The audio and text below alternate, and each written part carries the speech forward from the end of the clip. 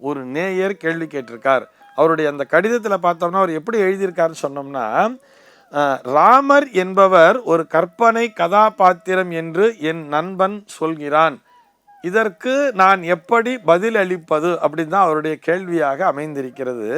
நீங்கள் நேரடியாகவே எந்த தயக்கமும் இன்றி உங்களுடைய நண்பருக்கு சொல்லிவிடலாம், நீதான் கற்பனையான உலகிலே வாழ்ந்து கொண்டிருக்கிறாய், ராமன் என்பவன் நிஜமாக வாழ்ந்து காட்டிய ஒரு மனித தெய்வம் என்பதை நீங்கள் அறிவுறுத்தி வலியுறுத்தியே சொல்லலாம். இதுக்கு நிறைய ப்ரூஃப் அப்படிங்கிறது இருக்கு இல்லையா, சரித்திர சான்றுகள் என்பது நிறைந்திருக்கிறது. இந்த சரித்திர சான்றுகள் எப்படி நிறைந்திருக்கிறதுன்னு சொன்னா, ஆங்காங்கே இருக்கக்கூடிய இந்த ஊர்களினுடைய பெயர்களிலேயே நிறைந்திருக்கிறது. உங்க நண்பர் ஒரு நார்த் இந்தியனாக இருந்தாலும் சரி, அல்லது ஒரு இங்கே இருந்தாலும் சரி, இப்படி கூட நீங்க சொல்லலாம், லக்னோ அப்படின்னு ஒரு ஊர் இருக்கு தெரியுமா, நம்ம ஊர்லாம் கூட விட்டுடுங்க, லக்னோன்னு சொல்றாலே லக்னோ அப்படின்னு கூட போடுவா. நீங்க பாத்தீங்கன்னா அவங்க அதை பார்த்தீங்கன்னா LUCKNOWன்னு போடுவா, லக்னோ அப்படின்னு போடுவா. லக்னோனா ஏதோ அதிர்ஷ்டம் இப்போ வந்துருச்சுங்கிற மாதிரி அர்த்தம் கிடையாது, தவறான பொருள் கற்பித்திருக்கிறார்கள். அப்படி இல்லை, அதுக்கு என்ன தெரியுமா அர்த்தம், லக்ஷ்மணபுரி என்ற அர்த்தம். அதாவது அங்கே இருக்கக்கூடிய அந்த பகுதி வாழ் பெருமக்கள்லாம் எப்படி பாடணும்னு சொன்னா, லக்ஷ்மண் என்று சொல்ல மாட்டார்கள், லக்கன் என்று தான் சொல்வார்கள். ராம் லக்கன் அப்படின்னு கூட ஒரு சினிமா கூட வந்திருக்கும். ராமன் லக்ஷ்மணன் அப்படிங்கிறது ராம் லக்கன் அப்படின்னு வச்சிருப்பா. லக்கன் என்பது லக்ஷ்மணனுடைய பெயர், லக்ஷ்மணபுரி என்பதுதான் லக்னோவாக ஆகிவிட்டது. ஆக இவ்வாறு அந்த ராமாயணத்திலே வரக்கூடிய கதாபாத்திரங்களினுடைய அந்த பெயர்களே அந்த ஊர்களினுடைய பெயர்களாக அமைந்திருக்கிறது அல்லவா. எத்தனையோ ஊர் இருக்கு, ஏன் அயோத்தி என்கின்ற அந்த ஊர் இன்றளவும் இருக்கிறது அல்லவா. ராமாயணத்திலே வரக்கூடிய அந்த ஊர்களினுடைய பெயர் அது வேதத்திலேயே இருக்கே. எப்படி மந்திரம் சொல்லுவான்னு பார்த்தோம்னா, அயோத்தியா, மதுரா, மாயா, காசி, காஞ்சி, அவந்திகான்னு சொல்றார். காஞ்சிங்கிற ஸ்தலம் இருந்திருக்கு, அயோத்தியாங்கிற ஸ்தலம் இருந்திருக்குன்னு சொல்றாளே. ஆக அயோத்தி அப்படிங்கிற அந்த ராமாயணத்திலே ராமன் பிறந்ததாக சொல்லப்படக்கூடிய அந்த ஊரினுடைய பெயர் கூட இன்றளவும் இருக்கிறது. இவ்வளோலாம் விட்டுடுங்களேன், நம்ம ஊர் பக்கம் வாங்களேன், அப்படியே வாலி கண்டபுரம் அப்படின்னு ஒரு ஊர் இருக்கும். வாலியானவன் இங்கே சிவபெருமானை வழிபட்டிருக்கிறான்னு சொல்றா. வாலீஸ்வரர் அப்படிங்கிற அந்த பேரை நம்ம எல்லா இடத்திலையும் பார்க்கிறோமே. இந்த வாலி என்கின்ற கதாபாத்திரம் எங்கே வருகிறது, ராமாயணத்துல தானே வர்றது. இதை விட்டுடுங்க, அயோத்தியா பட்டணம் அப்படிங்கிற ஒரு ஊர் உண்டு, எங்கே சேலத்துக்கு பக்கத்திலே பார்த்தோம்னா அயோத்தியா பட்டணம் சொல்லுவா.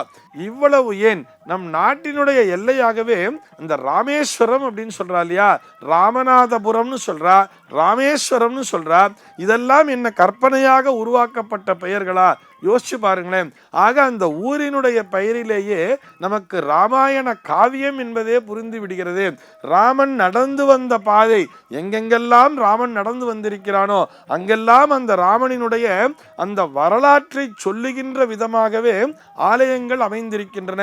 அந்த ஊரினுடைய பெயரே அவ்வாறு அமைந்திருக்கிறது. இதை நம்ம எப்படி நம்ம ராமனை போய் ஒரு கற்பனை கதாபாத்திரம்னு சொல்ல முடியும்? இவ்வளவு ஏன் நம்ம இந்த சாட்டலைட் மூலமா பார்க்கும் பொழுது அந்த ராம சேது என்று சொல்லப்படக்கூடிய அந்த ராமர் பாலம் என்பது அந்த கடலுக்கு அடியிலே இருப்பதை அந்த சாட்டலைட் பிக்சருங்கிறது தெளிவாக காமிச்சிருது இல்லையா.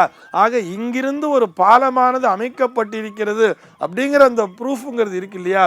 ஆக ஜாகிரபிக்கல் ப்ரூஃபாவே நான் சொல்றேன், ஜாகிரபிக்கலாக புவியியல் ரீதியாக பார்த்தா கூட சபரி பீட்டம்னு ஒன்று சொல்றமே, இப்ப எல்லாரும் அந்த சபரிமலைக்கு போயிட்டு வந்திருக்கமே, இந்த சபரி என்பது கூட ராமாயணத்திலே வரக்கூடிய ஒரு கிழவியினுடைய கதாபாத்திரத்தினுடைய பெயர் அப்படிங்கிறது கூட நமக்கு தெரிஞ்சுதானே இருக்கு.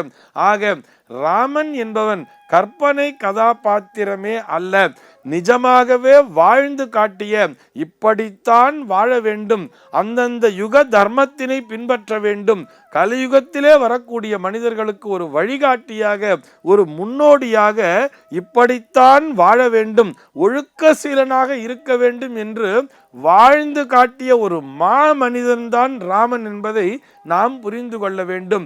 தெய்வம் மனுஷ ரூபேனா அப்படின்னு சொல்லுவா இல்லையா, அந்த தெய்வமே ஒரு மனிதனாக உருவெடுத்து எங்கேயும் தன்னுடைய தெய்வீக சக்தியை ஒரு இடத்திலே கூட பயன்படுத்தாமல், தெய்வீக சக்தியை பயன்படுத்தாமல் தான் ஒரு மானுடனாகவே வாழ்ந்து காட்டிய ஒரு மாபெரும் மனித தெய்வம்தான் ஸ்ரீராமன் என்பதை நன்றாக உங்களுடைய நண்பருக்கு நண்பர்களுக்கு வலியுறுத்தி சொல்லுங்கள்.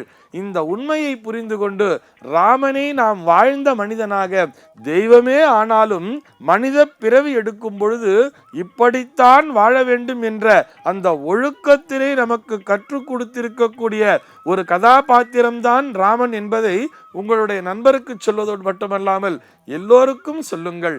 சர்வே ஜனாக சுகினோ பவந்து.